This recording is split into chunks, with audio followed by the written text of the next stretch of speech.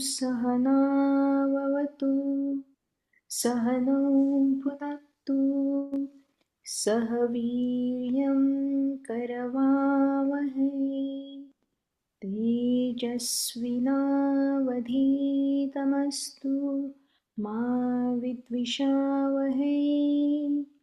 ॐ शान्ति शान्ति शान्तिः। गुरुर्ब्रह्मा गुरुर्विष्णु गुरुर्देवो महेश्वरः गुरुः साक्षात् परब्रह्म तस्मै श्रीगुरवे नमः।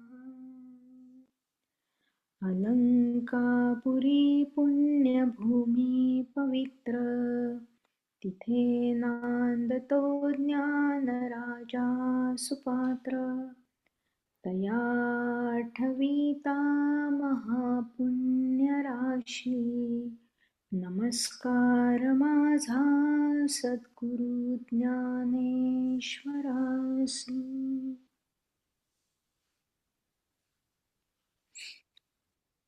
छान. नमस्कार मंडळी. छान आपला अध्याय सुरू आहे 11वा आणि आज महेश सांगणार आहे ना गोष्ट. हो. तर आजचा गोषवारा ज्ञानेश्वरी अध्याय 11 श्लोक 5 ते 10 29 ऑक्टोबरच्या सेशन बद्दल आहे. तर 29 ऑक्टोबर 2024च्या सेशनची सुरुवात माधवीताईंच्या गोषवाऱ्याने झाली. विश्वरूप दर्शन अध्यायाच्या 5व्या श्लोकात भगवान श्रीकृष्ण अर्जुनांना म्हणतात, माझी विविध प्रकारची नाना वर्णाची नाना आकाराची शेकडो हजारो अलौकिक रूपे पहा. माऊली ज्ञानेश्वर माऊली हा श्लोक ओव्यांनी खुलवून सांगतात की ही रूपे काही रोडकी, काही लठ्ठ, काही बुटकी, काही विशाल, तर काही अमर्याद आहेत. पुढे ज्ञानेश्वर महाराज ही रूपे वेगवेगळ्या प्रकारच्या स्वभावाची कशी असतात ते सांगतात. उदाहरणार्थ अत्यंत सात्विक, काही क्रियाशील, काही स्तब्ध, काही झोपेत असलेली, काही सावध, काही सतर्क, काही अलिप्त, काही गंभीर, काही उदार, काही शांत, काही रागीट, काही आशाबद्ध, काही विरक्त, काही समाधानी, काही हावरी, काही प्रसन्न, काही प्रेमळ, तर काही उग्र, काही निर्माण करण्याच्या वृत्तीची, तर काही मोठ्या आवेशाने संहार करणारी, तर काही अलिप्त. या ओव्यांवरनं मला असे जाणवले की आपल्या अवतीभोवती किती विविध प्रकारचे लोक वावरत असतात. कुटुंबीय, मित्रमंडळी, जणू जवळचे, काही दूरचे, जणू काही जगातील सर्व मंडळी ह्या कॅटेगरीमध्ये बसतात. ओवी 131 ते 137 मध्ये ज्ञानेश्वर माऊली ही रूपे विविध रंगाची असतात त्याचे वर्णन करतात. किती विविध रंगाची असतात त्याचे वर्णन करतात. गेल्याच आठवड्यात आमच्या घराच्या मागच्या जाळीवर एक कीटक होता. छानपैकी ऑरेंज कलरचा आणि त्याच्यावर एक काळा पट्टा होता. म्हणजे पहिल्यांदाच मी तो बघितला. त्यानंतर आपण फॉलचे कलर बघतो, नॉर्दर्न लाईटचे कलर बघतो, वेगवेगळ्या प्रकारची फुले, फळे, प्राणी, इवन आपली पॅन्ट्री उघडली तरी वेगवेगळ्या रंगाची कडधान्य दिसतात. ही सर्व त्या विश्वरूपामध्ये दिसत असणार. ही झाली आपल्या सभोवतालची रूपे. पुढच्या श्लोकात श्रीकृष्ण अर्जुनाला सांगतो की 12 महिन्यांचे आदित्य म्हणजे सूर्य, मरुत म्हणजे आपल्या अवतीभोवती असलेली वायू, हवा, वादळ, स्टॉर्म वगैरे, 8 वसू म्हणजे ऋतूंच्या वैदिक अधिष्ठाही देवता आहेत, त्या 6 ऋतू व 2 मनाचे सुख व दुःख, 2 अश्वनी कुमार जे जुळे घोडेस्वारस आहेत ते आयुर्वेदाचार्य आहेत, आणि रुद्र म्हणजे ज्ञानेश्वर म्हणतात ज्यांची भुवयांची टोके रागाने एकत्र येऊन रुद्रगणांचा संघ तयार होतो. म्हणजे जी ज्यांना राग येतो त्यांना रुद्र असं ज्ञानेश्वरांनीच म्हटलेलं आहे. तर ही सर्व विश्वरूपेच आहेत. आताच आपण म्हटलं ट्रम्प आणि हॅरिस बद्दल. सो नो नो त्याच्यात जायचं नाहीये. पण ती सर्वच रूपं आहेत विश्वाची. अरे पुढे अगदी. श्रीकृष्ण आणि ज्ञानेश्वर माऊली आपल्या पृथ्वीच्या पलीकडे घेऊन जातात, आपल्याला घेऊन जातात. माऊली म्हणतात, जशी कल्पतरूच्या बुंध्याशी लहान गवताची पाती असते, हम्म. त्याचप्रमाणे विश्वमूर्तीच्या अंगावरील केसांच्या पुडाशी अनंत सृष्टी असलेली पहा. ज्याप्रमाणे खिडकीतून येणाऱ्या प्रकाशात परमाणू उडताना दिसतात, त्याचप्रमाणे विश्वरूपाच्या प्रत्येक सांध्यात अनंत ब्रह्मांडे फिरत असलेली पाहावयास मिळतात. एका एकाच्या अंगावर विस्तारासह विश्व पहा. पण अर्जुन काहीच न बोलता शब्द का? श्रीकृष्णाला जाणवले की विश्वरूप पाहण्यासाठी अर्जुन अजूनही उत्कंठित नाही. श्रीकृष्ण हसून उपरोधाने अर्जुनाला म्हणतात, अरे बाबा, आम्ही तुला विश्वरूप दाखवले, परंतु ते पाहत नाहीस. तर भगवान श्रीकृष्णाच्या ह्या उपरोधिक वक्तव्यावर अर्जुन म्हणाला, मी विश्वरूप पाहत नाही यात माझा कमीपणा कसा?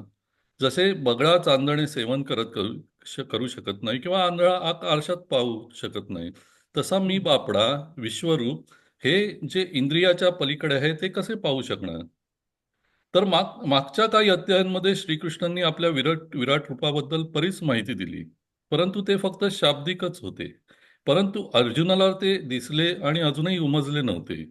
आपण पण बरेच वाचतो, मनन करतो, पण खरंच आपल्याला उमजते का? मग भगवान श्रीकृष्ण म्हणतात, आता ज्या दृष्टीने माझे विश्वरूप तुला पाहता येईल अशी दिव्यदृष्टी मी तुला देतो. तर दिव्यदृष्टी म्हणजे काय? तर एके ठिकाणी मी वाचलंय, चिन्मयानंदांनी एकदा एक्सप्लेन केलंय, की दिव्यदृष्टी म्हणजे अल्टिमेट ज्ञानदृष्टी. आता असे पहा ना, की आपण लहान असताना चित्र काढतो तेव्हा सूर्य पाण्याखाली जाताना दाखवतो. पण मोठे झाल्यावर कळते की पृथ्वी सूर्याभोवती फिरते. आपण अंतराळात गेलोच नाही, पण आपल्याला ज्ञात झालंय आणि आपण ते समजून घेतो. त्याचप्रमाणे बहुतेक ह्या दिव्यदृष्टीचे म्हणता येईल. श्रीकृष्णाने अर्जुनाला दिलेली दिव्यदृष्टी ही ज्ञानदृष्टी असावी. यापुढे सीन चेंज होतो आणि भगवान व्यास आपल्याला धृतराष्ट्राच्या राजवाड्यात घेऊन जातात. भगवद्गीतेत 9वा श्लोक आहे. संजय धृतराष्ट्रास म्हणाला, हे राजा, महायोगेश्वर श्रीकृष्ण असे बोलून त्यानंतर आपले दिव्य भव्य ईश्वरी रूप अर्जुनास लागला. एवढंच फक्त लिहिलंय. पण ह्या एका श्लोकावर माऊलींनी 32 ओव्या लिहिल्या आहेत.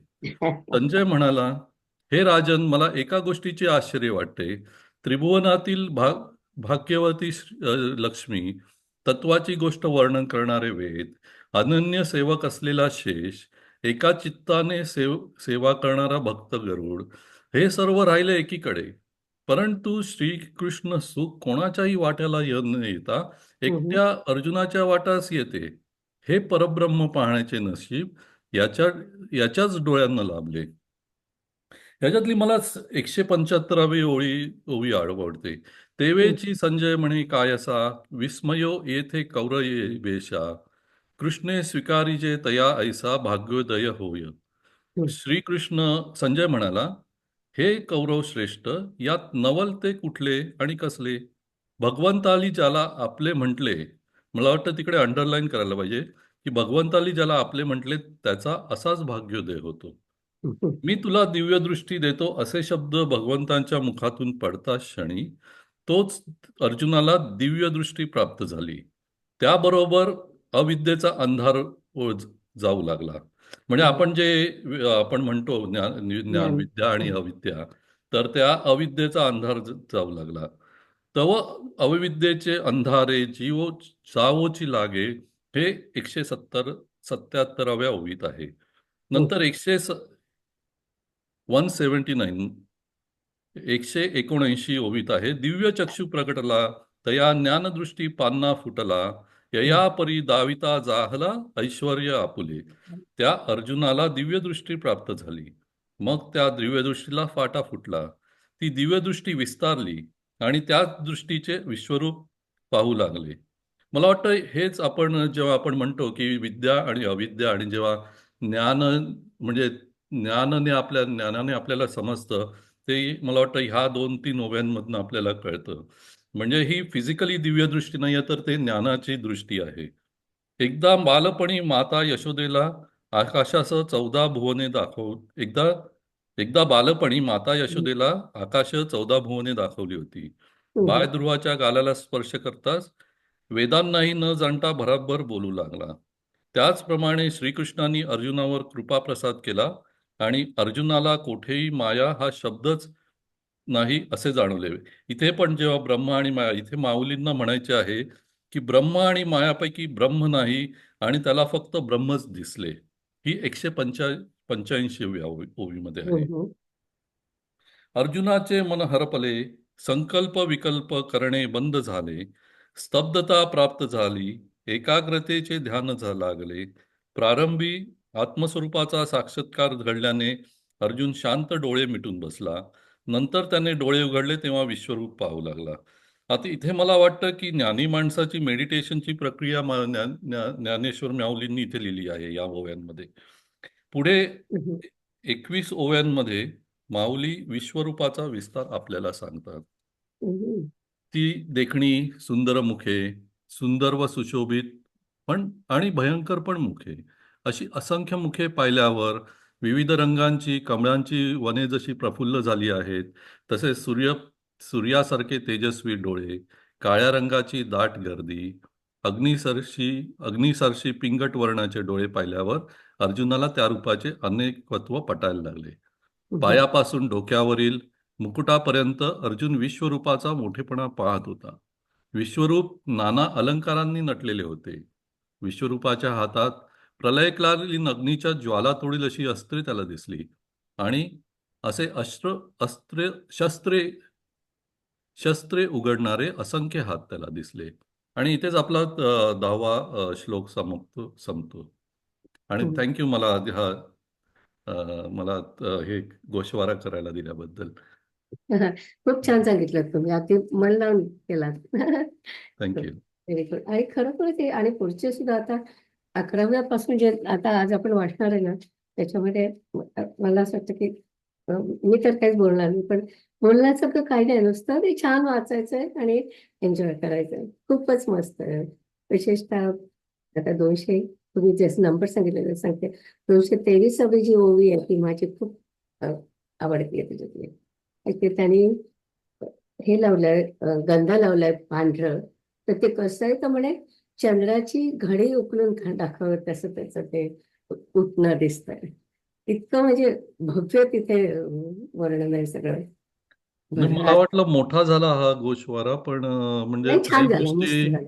सांगण्यासारख्या आहेत, त्यामुळे म्हटलं. खरंय खरंय.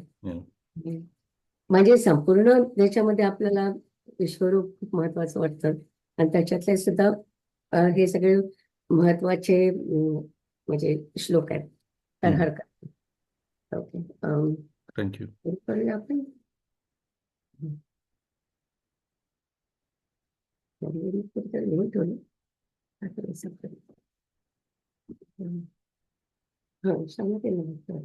ओके, छान झालं महेश दादांचा गोषवारा, खूपच छान झाला. थँक्यू. दिव्यमाल्याम्बरधरं दिव्यगन्धानुलेपनं सर्वाश्चर्यमयं देवम् अनंतं विश्वतोमुखं. दिव्य पुष्पे व वस्त्रे धारण केलेले, दिव्य गंधांची ज्यास उटी केली होती, सर्व आश्चर्याने युक्त अनंत सर्वतोमुख व दिव्य स्वरूप असलेला असा देव अर्जुनाने पाहिला.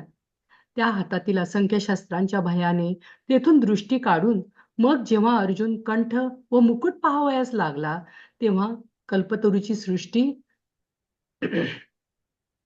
ज्यापासून उत्पन्न झाली, जी फुले महासिद्धींची मूळस्थाने आहेत व श्रम पावलेली लक्ष्मी जेथे विश्रांती पावते, अशी अतिशुद्ध फुले मस्तकावर धारण केलेली त्याने पाहिली.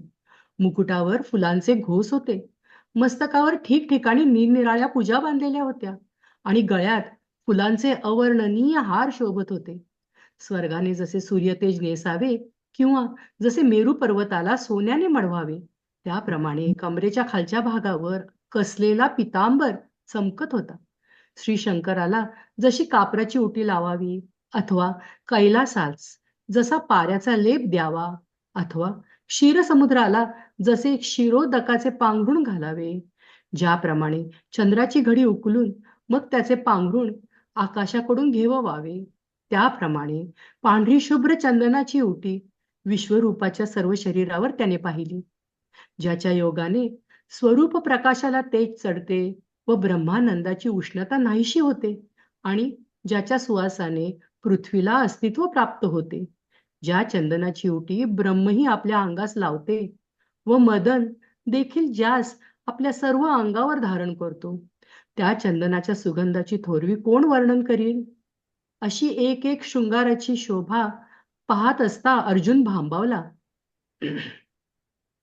त्याचप्रमाणे देव बसले आहेत की उभे आहेत की निजले आहेत हे त्यास कळेना.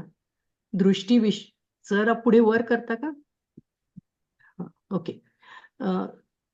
दृष्टी उघडून तो बाहेर पाहू लागला तरी सर्वच विश्वरूपमय आहे असे त्यास दिसू लागले. मग आता मी काही पाहणार नाही असा निश्चय करून त्याने डोळे मिटून घेतले, तरी आतही त्याला तसेच विश्वरूप दिसले. अर्जुन आपल्या समोर अगणित मुखे पाहत होता. त्याच्या भयाने जेव्हा तो त्याच्याकडे पाठ करून उभा राहिला तेव्हा तिकडेही विश्वरूपाची मुखे, हात, पाय हे तसेच होते असे त्याला दिसले. अहो, पाहू लागले म्हणजे खरोखर दिसते, यात काही आश्चर्य आहे काय? परंतु हे आश्चर्य ऐका की या विश्वरूपाच्या बाबतीत डोळे मिटून घेतले असताही विश्वरूप दिसत होते. प्रभूच्या कृपेची करणी कशी अद्भुत आहे पहा. अर्जुनाचे पाहणे व न पाहणे हे सर्वच भगवंतांनी व्यापून टाकले. म्हणून आश्चर्याच्या एका पुरात पडला असता तो जो तात्काळ किनारा गाठी तो आणखी दुसऱ्या चमत्काराच्या मोठ्या समुद्रात पडेल. याप्रमाणे त्या अनंत रूपाने अर्जुनाला आपल्या अलौकिक दर्शनाच्या कौशल्याने व्यापून टाकले. तो श्रीकृष्ण परमात्मा स्वाभाविकरित्या विश्वोत्तोमुख आहे आणि तेच त्याने आपल्या स्वाभाविक रूप दाखवावे म्हणून अर्जुनाने प्रार्थना केली. म्हणून आता तो सर्व विश्वरूपाने बनून राहिला आणि श्रीकृष्णाने जी दृष्टी अर्जुनास दिली ती दिव्याच्या अथवा सूर्याच्या प्रकाशाने प्रगट होईल, तिला दिसेल, अथवा मिटली असता तिचे पाहण्याचेच बंद राहील अशी नव्हती. म्हणून अर्जुनाला दोन्ही प्रकारांनी उजेडात अथवा अंधारात, म्हणजे डोळे उघडले तरी व मिटले तरी ते विश्वरूप पाहावेच लागले. हे संजयाने हस्तिनापुरात राजा धृतराष्ट्राला सांगितले. संजय म्हणतो, फार काय सांगावे. अर्जुनाने नाना प्रकारच्या अलंकारांनी भरलेले व ज्याला सर्व बाजूंनी मुखे आहेत असे विश्वरूप पाहिले. हे तुम्ही ऐकले काय? पुढे वाचू? ओव्या वाचायची. निलिमाताई, एक शंका आली पटकन आता डोक्यात. हे सगळं संजय सांगतोय म्हणजे संजयला सुद्धा हे दिसलं का सर्व? हो, संजयाला दिव्य दृष्टी होती ना. दिव्य दृष्टी होती. व्यासाने दिव्य दृष्टी संजयाला दिली आणि कृष्णाने अर्जुनाला दिली. किम भेणे तेथुनी काढिली दिठी, मग कंठ मुकुट पाहतसे किरीटी, तव सुर तरुंची सृष्टी जयापासून का जाहली. तिये महासिद्धींची मूळ पिठे, शिणली कमळा जेथ वावटे, तैसी कुसुमे अति चोखटे, तुरंबिली देखिली. मुकुटावरी स्तबक, ठाई ठाई पूजाबंध अनेक, कंठी रुळताती अलौकिक माळा दंड. स्वर्गे सूर्य तेज वेढिले, जैसे पंधरेने मेरू ते मढिले, तैसे नितंबावरी गाढिले पितांबरू झळके. श्री महादेव कापुरे उटिला, का कैलासू पारदे डवरिला, नाना क्षीरोदके पांघरविला, क्षीरार्णवो जैसा. जैसी चंद्रमयाची घडी उपलविली, मग गगना करवी बुंथी घालविली, तैसी चंदन पिंजरी देखली सर्वांगी तेणे.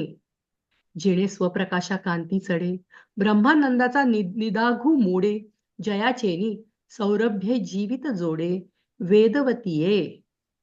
जयाचे निर्लेप अनुलेपू करी, जे अनंगुही सर्वांगी धरी, तया सुगंधाची थोरी कवणवाणी. ऐसी एक एक शृंगार शोभा, पाहता अर्जुन जातसे क्षोभा, देवीची देवो बैसला की उभा, का सेया तू हे नेणवे. बाहेर दिठी उघडोनी पाहे, तरी आगवे मूर्तिमय देखो तू जाये. मग आता न पाहे म्हणून उगार आहे, तरी आतुही तैसेची. अनावरे मुखे समोर देखे, तया भिडे पाठी मोरा जव ठाके.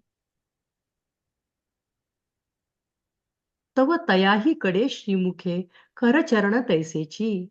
अहो पाहता कीर प्रतिभासे, एथ काही नवलाओ काही असे, परी न पाहताही दिसे, चोज ऐका.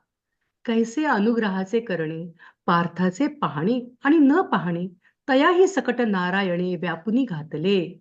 म्हणून आश्चर्यांचा पुरी एकी, पडिला ठाये ठावळ थडी ठाकी. तव चमत्काराची आणिकी, महार्णवी पडे.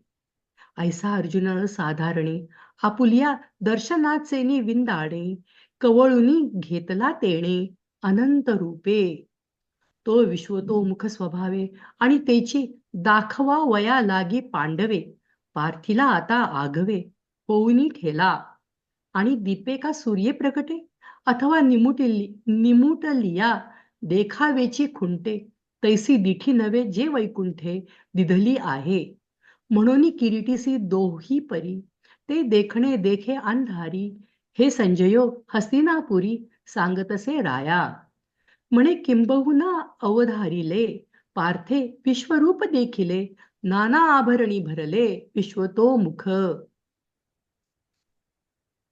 दिवी सूर्य सहस्रस्य भवेद युगपदुत्थिता. यदि भासदृशी सा स्यात्, भासस्तस्य महात्मनः. आकाशामध्ये सहस्रावधी सूर्यांची प्रभा जर एकदम उत्पन्न झाली, तर ती त्या महात्म्या श्रीहरीच्या प्रभेसारखी काहीशी होईल. धृतराष्ट्र राजा श्रीकृष्णाच्या त्या अंगकांतीची अथवा तेजाची अपूर्वता कशासारखी होती म्हणून सांगावी, पण काही कल्पना करता यावी म्हणून दृष्टांताने सांगण्याचा प्रयत्न करतो. प्रळयकाळी 12 सूर्यांचा जो एकच मिलाफ होतो, तसे ते हजारो सूर्य, दिव्य सूर्य जर एकाच वेळेला उगवले, तरी त्या विश्वरूपाच्या तेजाच्या प्रभावाच्या उपमेला ते सूर्य येणार नाहीत. सर्व विजांचा समुदाय एकत्र केला व प्रलय काळच्या अग्नीची सर्व साहित्य गोळा केली, तसेच 10ही महातेजे एकत्र मिळवली. तथापि सर्वांचे हे एकत्र केलेले तेज त्या विश्वरूपाच्या अंगकांतीच्या बरोबरीला काही अल्पस्वल्प मानाने आले तर येईल, पण त्यासारखे शुद्ध तर खास असणार नाही. याप्रमाणे महात्मा जे हरी, त्यांचे सर्व अंगीचे तेज, विश्वरूपाचे तेज स्वाभाविक रीतीने फाकत होते. हे व्यासमुनींच्या कृपेने महाराज मला दिसले. हे जे वर्णन आहे ना त्याच्या तेजाचं, ते थोडस लक्षात घ्या काय त्यांनी सांगितलं त्याच्याबद्दल. पुढे 32व्या श्लोकात मी थोडस काय सांगणार आहे, तेव्हा मी याचा रेफरन्स देणार आहे की केवढं ते तेज होतं की हजारो दिव्य सूर्य लावले तेवढे, आणि तरी सुद्धा त्याचं तेज आहे. आणि समजा खूप विजा एकत्र आल्या तरी कसं त्याचं तेज असतं. हे सगळं वर्णन आहे ना खूपच म्हणजे भव्य आहे असं मला म्हणायचंय. जाऊया पुढे. ये अंगप्रभेचा देवा, नवलावो काही सया सारिखा. सांगावा कल्पांती एकुची मेळावा. द्वादशादित्यांचा होय. तैसे ते दिव्य सूर्य सहस्रवरी. जरी उदय जती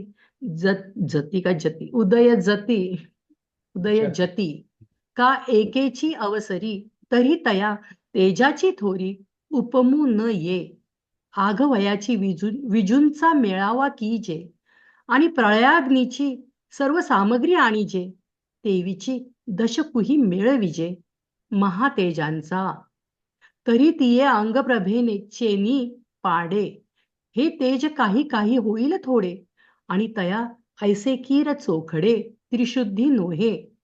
ऐसे महात्मया हरीचे सहज फाकतसे सर्वांगीचे तेज. ते मुनिकृपा मी मज दृष्ट जाहले. तत्रैकस्थै जगत्कृत्स्नं प्रविभक्तमनेकधा. अपश्यद्देव देवस्य शरीरे पांडवस्तदा. मला वाटतं 13 कोणीतरी म्हणते ना पुढचं. नाही, 13 पर्यंत मला म्हणायचंय. अच्छा, ओके ओके. नंतर त्यावेळी देव, पितर, मनुष्य इत्यादी अनेक भिन्न रूपांनी विभाग पावलेले हे सर्व जग देवादिदेवाच्या त्या शरीरामध्ये एका ठिकाणी स्थित असे अर्जुनाने पाहिले. आणि त्या विश्वरूपामध्ये एका बाजूला सर्व जग आपल्या विस्तारासह आहे, ज्याप्रमाणे महासागरामध्ये बुडबुडे अलग अलग दिसतात, अथवा आकाशामध्ये गंधर्व नगर भासावे, किंवा जमिनीवर मुंगीने घर बांधावे, अथवा मेरू पर्वतावर सूक्ष्म परमाणू पसरलेले असावेत, त्याप्रमाणे सर्वच विश्व देवांमधील सार्वभौमाच्या त्या शरीरामध्ये विश्वरूपात त्यावेळेला अर्जुनाने पाहिले.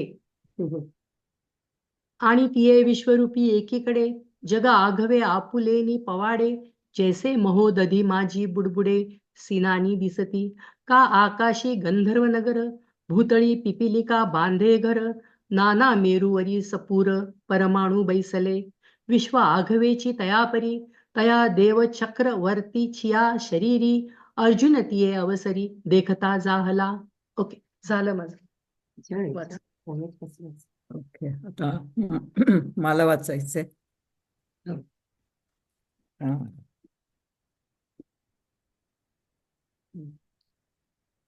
तत्सविस्मयाविष्टः हृष्टरोमा धनञ्जयः प्रणम्य शिरसा देवं कृताञ्जलिरभाषत. तेव्हा तो आश्चर्ययुक्त व रोमांचयुक्त झालेला अर्जुन देवासमोर मस्तक नमवून हात जोडून म्हणाला,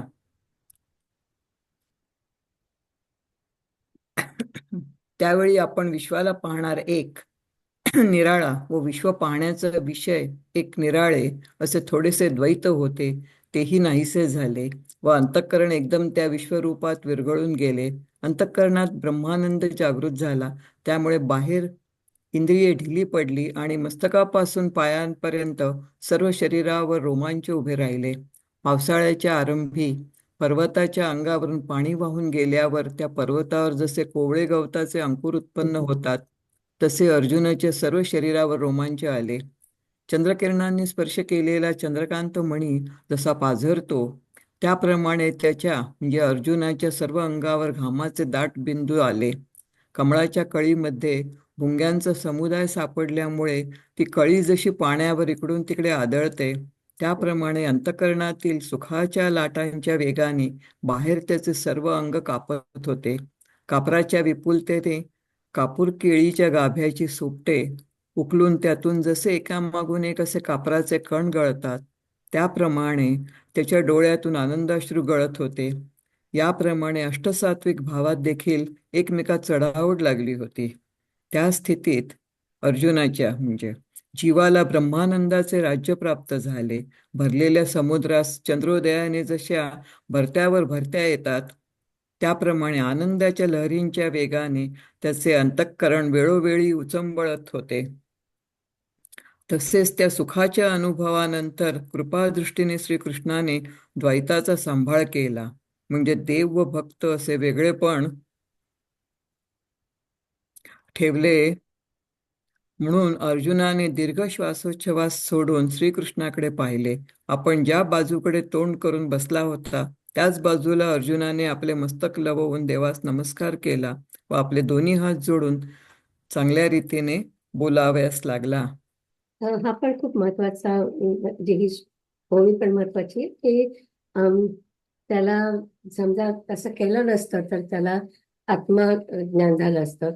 आत्मज्ञान झालं म्हणजे तो देवाशी एकरूप झाला असता आणि त्याच्यानंतर मग त्याला युद्धाचं काही वाटलंच नसतं कृष्णाला म्हणजे अर्जुनाला, आणि म्हणून कृष्णाने त्याचं द्वैत कायम ठेवलं, अद्वैत होऊ दिलं नाही.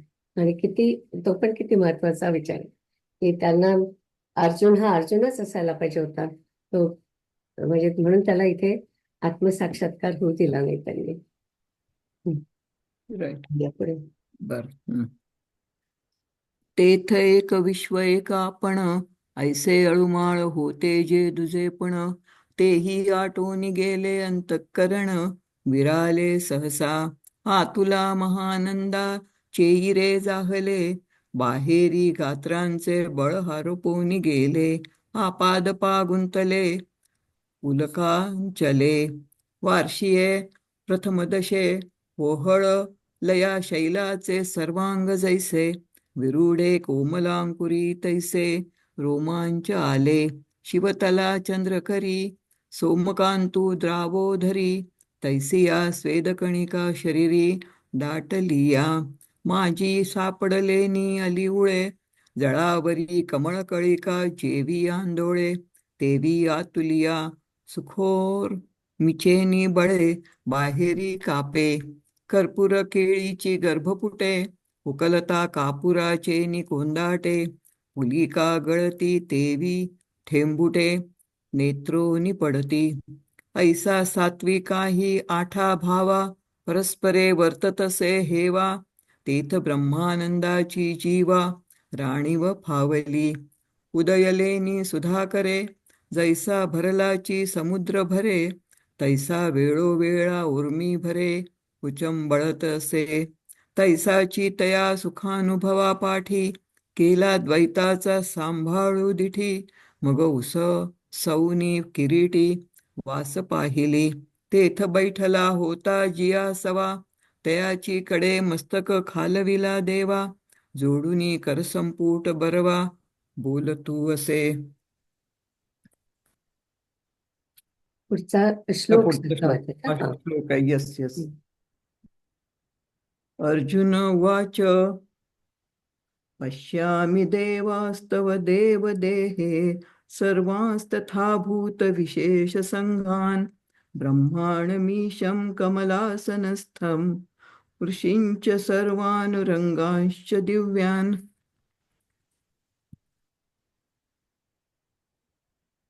हे देवा, तुझ्या देहामध्ये सर्व देव, त्याचप्रमाणे स्थावर जंगमादी भूतविशेषांचे सर्व समुदाय, कमलामध्ये असलेला ब्रह्मदेव, शंकर आणि विष्णू, सर्व ऋषी आणि दिव्य नाग मी पाहत आहे. अर्जुन म्हणाला, हे प्रभो, तुमचा जय जयकार असो. आम्ही सामान्य असूनही हे विश्वरूप पाहण्यास समर्थ झालो. ही तुम्ही अद्भुतच कृपा केली. पण महाराज, आपण खरोखर चांगले केलेत. तू ह्या सर्व सृष्टीला आश्रय आहेस असे पाहिले आणि सहजच मला समाधान वाटले. देवा, मंदर पर्वताच्या आश्रयाने ज्याप्रमाणे ठिकठिकाणी हिंस्त्र पशूंची अरण्ये असतात, त्याप्रमाणे या तुझ्या शरीरावर मी अनंत लोक पाहत आहे. महाराज, आकाशाच्या खोळेत ग्रहसमुदायांचे मेळे दिसतात किंवा विस्तीर्ण वृक्षावर अनेक पक्ष्यांची घरटी असावीत.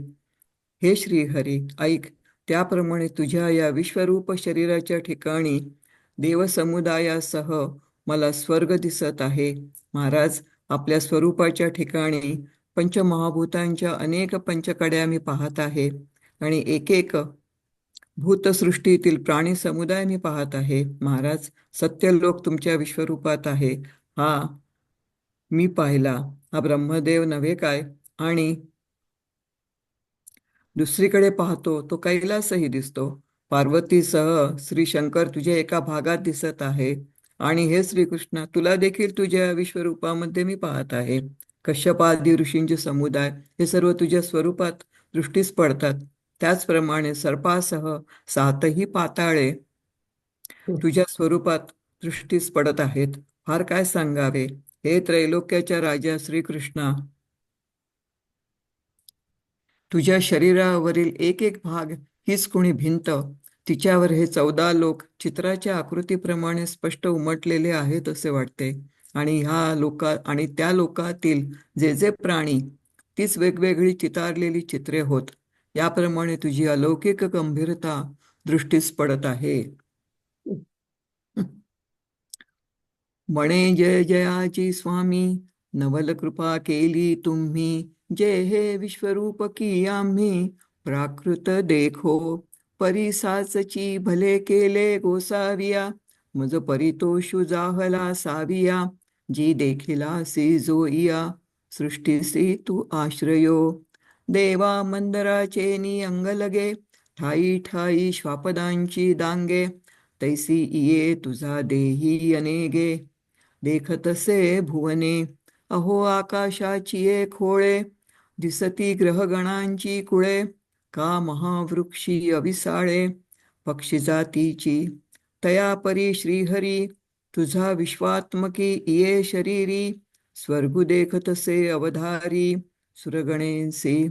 प्रभू महाभूतांचे पंचक, येथ देखत आहे अनेक, आणि भूतग्राम एक एक भूतसृष्टीचे. जी सत्य लोकू तुझ माझी आहे, देखिला चतुराननु हा नोहे, आणि येरीकडे जव पाहे तव कैलासुही दिसे. श्री महादेव भवानीयेशी, तुझा दिसतसे एके अंशी, आणि तू तेही गा ऋषिकेशी तुझ माझी देखे.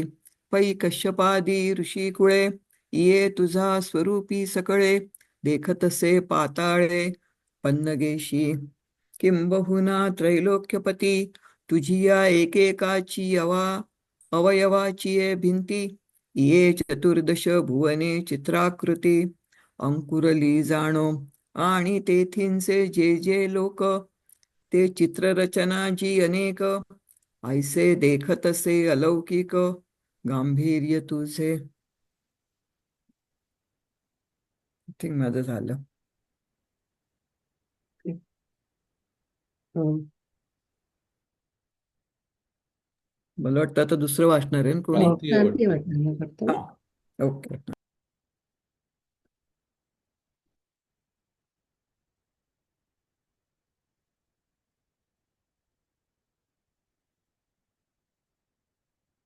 क्रांती आहेच ना?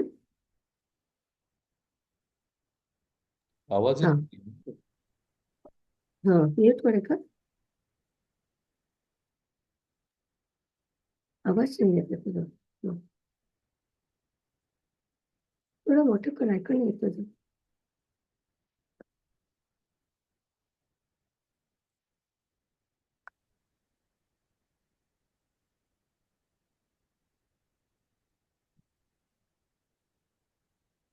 तिचा व्हिडिओ पण ऑन आहे पण दिसत नाहीये ती.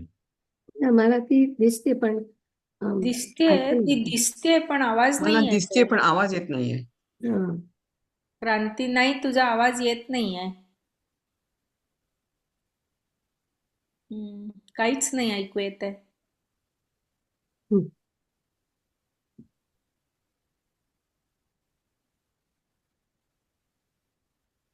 पुन्हा येते. आता व्हिडिओ गेला तिचा. हं.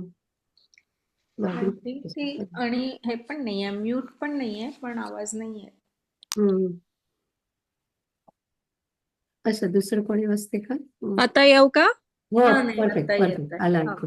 हा, मी फोनवर स्विच केलं, कम्प्युटरचा काहीतरी प्रॉब्लेम झालेला दिसतोय. ओके, चालेल. अनेक बाहुदरवक्त्र नेत्रं पश्यामि त्वा सर्वतोऽनन्तरूपं नातं न मध्यं न पुनस्तवादी पश्यामि विश्वेश्वर विश्वरूपम. हे विश्वेश्वरा, विश्वरूप कृष्णा, मी तुला अनेक हात, पोट, मुखे व नेत्र असलेला व अनंत रूपांनी सर्व ठिकाणी भरलेला असा पाहतो आहे. तुझा आरंभ, मध्य किंवा अंत यापैकी मला काहीच दिसत नाही. त्या दिव्य दृष्टीच्या बळापुढे मी जो चहूकडे पाहत आहे, तो बळकट भुजांच्या ठिकाणी जणू काय आकाश उत्पन्न झालेले दिसते. त्याचप्रमाणे देवा, एकटे तुझे हातच एका वेळी सर्व व्यापार निरंतर करीत आहेत असे मी पाहतो. मग ब्रह्माच्या विस्ताराने जशी काही ब्रह्मांडाची भांडारेच उघडावीत, तशी अमर्याद तुझी पोटे मी पाहतो. महाराज, आपली हजारो मस्तके आहेत असे जे आपले श्रुतीने वर्णन केले आहे, त्याचा अनुभव या विश्वरूपात एकाच वेळी कोटीपेक्षाही अधिक वेळा मी घेतला. अथवा परब्रह्मच मुखरूपी फळांनी दाट भरून आले असे दिसते. त्याप्रमाणे हे विश्वरूपी परमेश्वरा, मी जिकडे तिकडे तुझी मुखे पाहत आहे, आणि त्याचप्रमाणे डोळ्यांच्या अनेक पंक्तींच्या पंक्ती जिकडे तिकडे पाहत आहे. हे असो, हा स्वर्ग, हे पाताळ किंवा ही पृथ्वी, ह्या दिशा आणि हे आकाश असे बोलण्याची सोय राहिली नाही. सर्वच विश्वरूपाने भरलेले मी पाहत आहे. तुझ्याशिवाय एखाद्या बाजूला परमाणू एवढी जरी जागा सापडेल म्हणून मी कौतुकाने शोधित आहे, पण सापडत नाही. असे तू सर्व व्यापले आहेस. या नाना प्रकारच्या प्राण्यांसहित जितका महाभूत साठविला होता तितकाही विस्तार तू जो अनंत त्या तुझ्याकडून पूर्ण भरलेला मी पाहत आहे. असा तू कोणत्या ठिकाणाहून आलास? तू येथे बसलेला आहेस की उभा आहेस? आणि तू कोणत्या आईच्या पोटात होतास? तुझी आकृती तरी केवढी आहे? तुझे रूप कसे, वय किती, तुझ्या पलीकडे काय आहे, आणि तू कशावर बसलेला आहेस? असे जेव्हा मी पाहू लागलो तेव्हा महाराज, हे मी सर्वच विचार करून पाहिले. तर देवा, आता तुझे ठिकाण तूच आहेस. तू कोणाचा नाहीस, तर तू अनादी व स्वतः सिद्ध असाच आहेस. तू उभा नाहीस अथवा बसलेला नाहीस. तू मोठा उंच नाहीस अथवा ठेंगणा नाहीस. देवा, तुझ्या खाली व तुझ्यावर तूच आहेस. तू रूपाने आपल्यासारखाच आहेस. देवा, तुझे वय तूच आहेस व हे मायेच्या मालका तुझी पाठ व पोट तूच आहेस. आता फार काय सांगावे? हे अनंता, तुझे सर्व तूच आहेस. मी वारंवार विचार केल्यावर हेच मला कळले. परंतु या तुझ्या रूपात जो एक कमीपणा मी पाहत आहोय तो हा, की तुझा आरंभ कोठे झाला, तुझा मध्य कोठे आहे व तुझा शेवट कोठे आहे, असे पाहू लागले असता हे तिन्ही तुझ्या ठिकाणी नाहीत.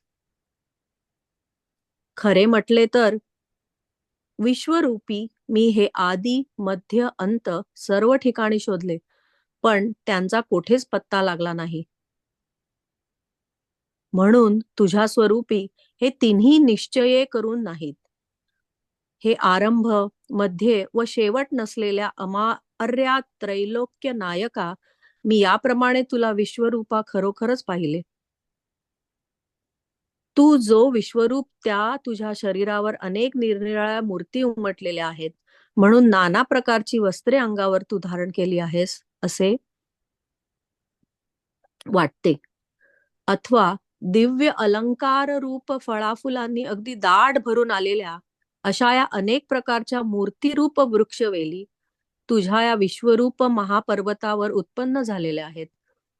अथवा हे परमेश्वरा, तुझ्या स्वरूपावर दिसणारा मूर्तिरूपी लाटांनी उसळणारा असा तू मोठा समुद्र आहेस. किंवा तू एक चांगला वृक्ष असून मूर्तिरूपी फळांनी फळाभारास आलेला आहेस. महाराज, प्राण्यांनी जसा पृथ्वीचा पृष्ठभाग व्यापलेला आहे किंवा आकाश जसे नक्षत्रांनी व्यापलेले आहे, त्याप्रमाणे तुझे स्वरूप मूर्तींनी भरलेले आहे असे मी पाहतो. महाराज, एका एका मूर्तीच्या अंग प्रदेशात हे त्रैलोक्य उत्पन्न होत आहे व लयाला जात आहे. अशा प्रचंड मूर्ती असूनही त्या तुझ्या विश्वरूपाच्या शरीराच्या रोमांच्या ठिकाणी झाल्या आहेत. असा विश्वाचा पसारा मांडून तेथे तू कोण, तू कसा, असा विचार करून पाहिले तर आमचा जो सारथी तोच तू आहेस. तर श्रीकृष्णा, विचार करून पाहिले तरी मला असे वाटते की नेहमी असाच व्यापक स्वरूपाने असतोस, पण भक्तावर कृपा करण्याकरता तू सुंदर सगुण अवतार घेतोस. तुझे श्यामसुंदर चतुर्भुज रूप असे आहे की ज्याला पाहिले असता मन व डोळे शांत होतात व आलिंगन द्यावयास लागले तर दोन्ही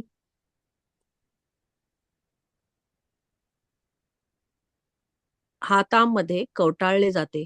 हे विश्वरूपा देवा, तुम्ही भक्तावर कृपा करून असे सुंदर रूप बनता, परंतु आमच्याच दृष्टी मलिन आहेत, म्हणून त्या तुमच्या सगुण मूर्तीला सामान्यत्वाने पाहतात.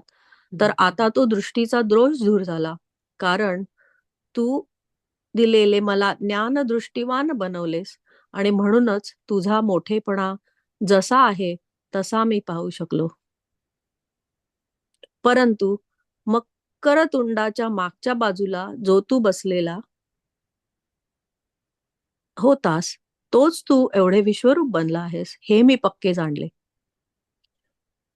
त्या दिव्य चक्षुंचे पैसे चहूकडे जव पाहात असे, तव दौंदर्डी जैसे आकाश कोंभेले, तैसे एकची निरंतर देवा देखतसे तुझे कर, करीत आघवेची व्यापार एकी काळी. मग महाशून्याचे नि पैसारे, उघडली ब्रह्मकटाहाची भांडारे, तैसी देख तुसे अपारे उदरे तुझी. जी सहस्र शीर्षयाचे देखिले, कोडीवरी हवताती एकी वेळे, की परब्रह्मची वदन फळे मोडोनी आले. तैसी वक्त्रे जी जेवती तेवती, तुझी देखतसे विश्वमूर्ती. आणि तयाची परी नेत्रपंक्ती अनेका संघ. हे असो स्वर्ग पाताळ, की भूमी दिशा अंतराळ, हे विवक्षा ठेली सकळ.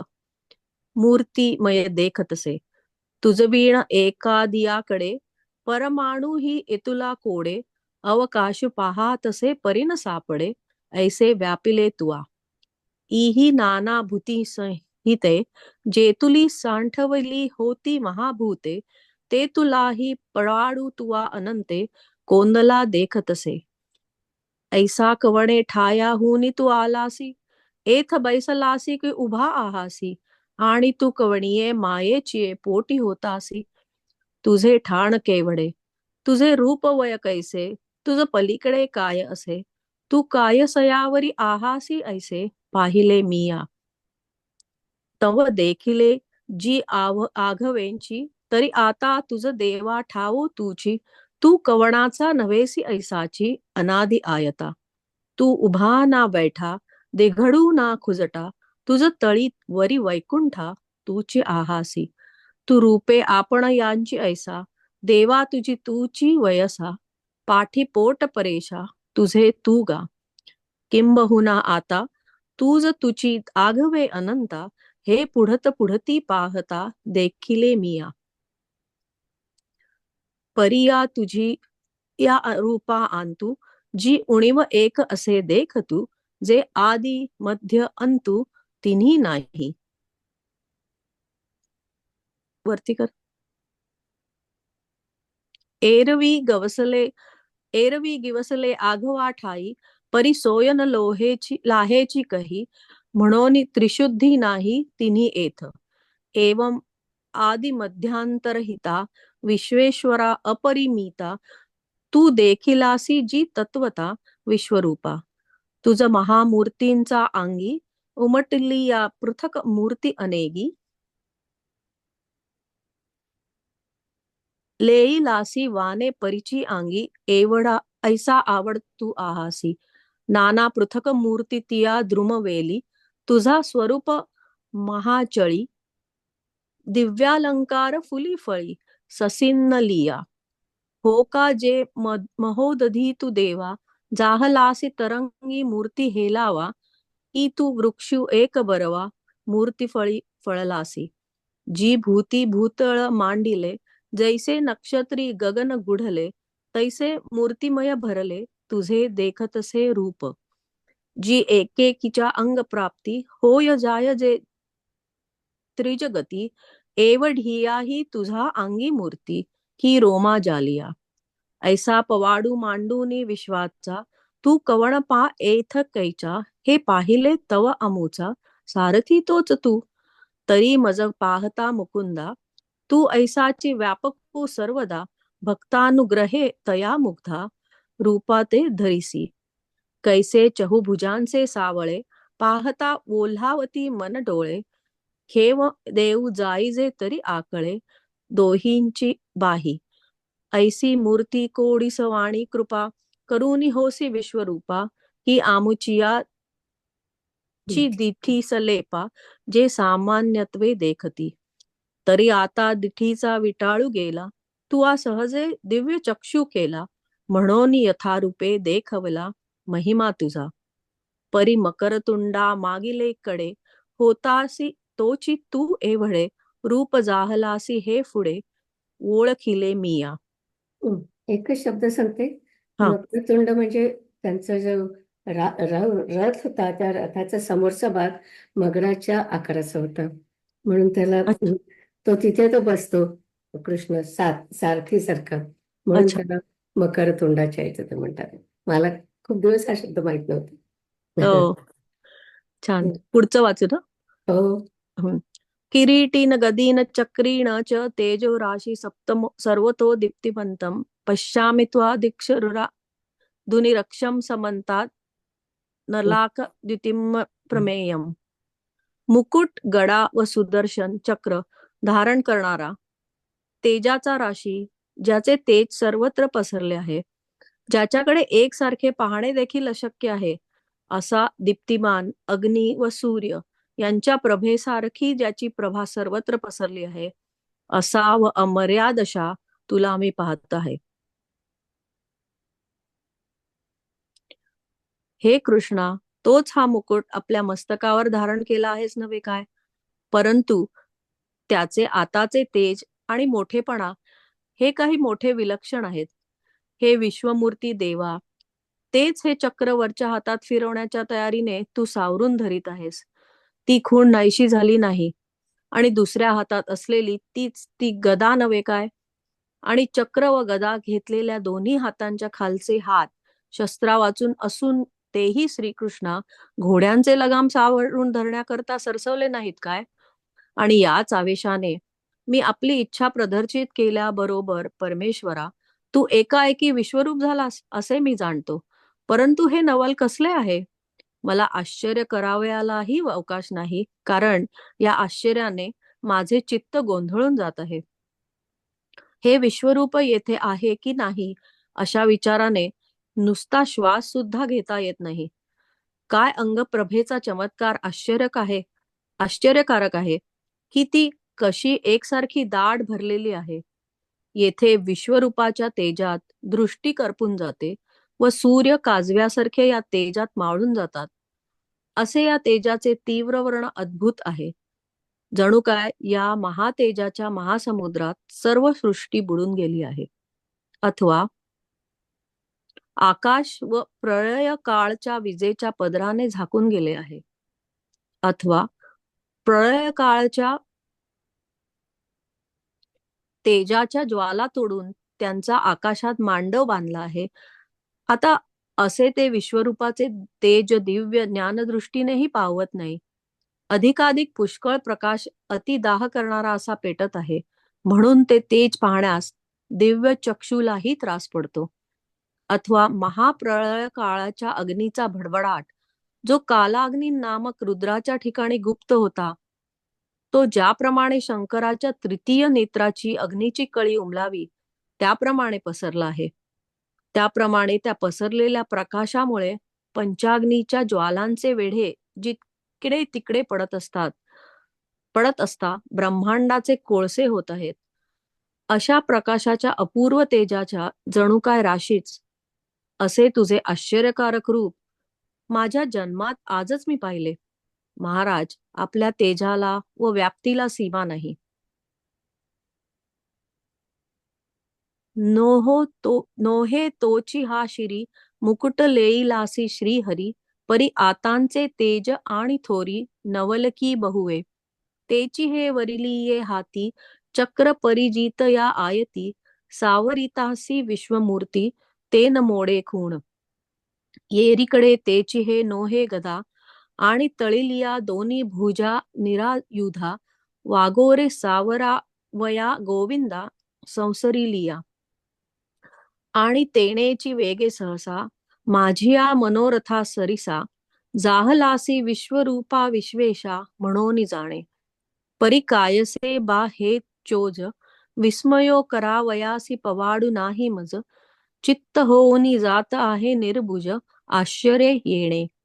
हे एथ आथिका येथ नाही, ऐसे श्वसे ही नये काही, नवल अंग प्रभेची नवाई कैसी कोंदली सैंध.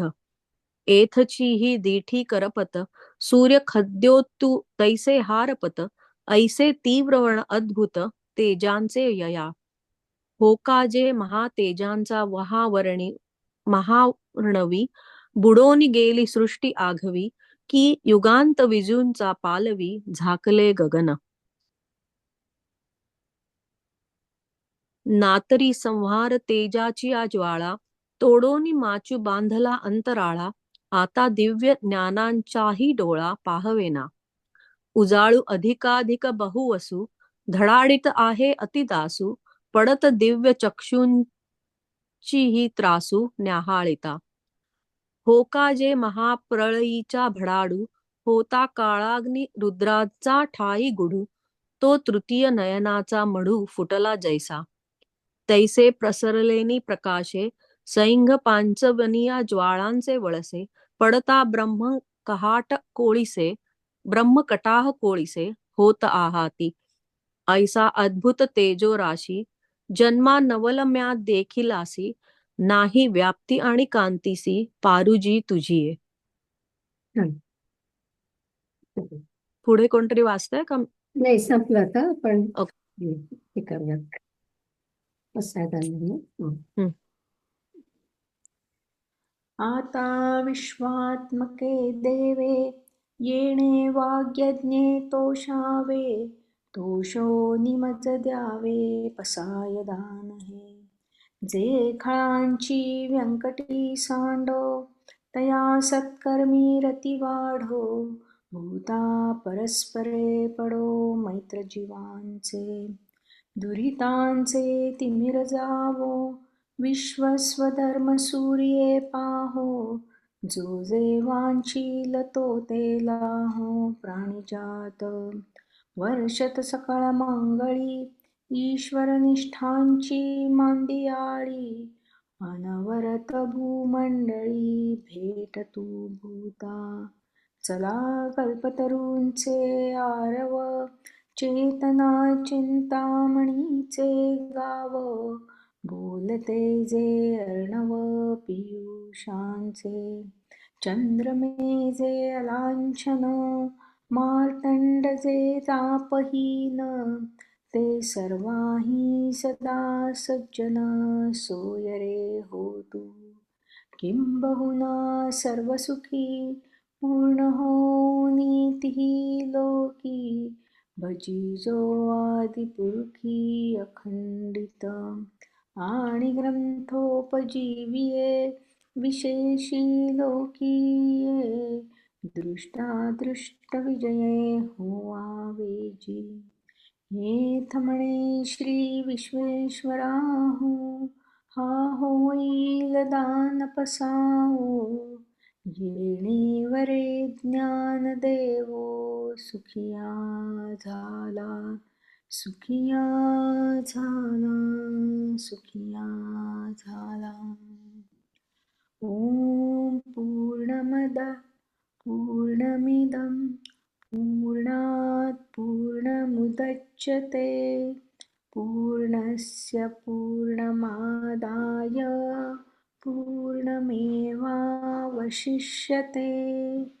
ओम शांती शांती शांती.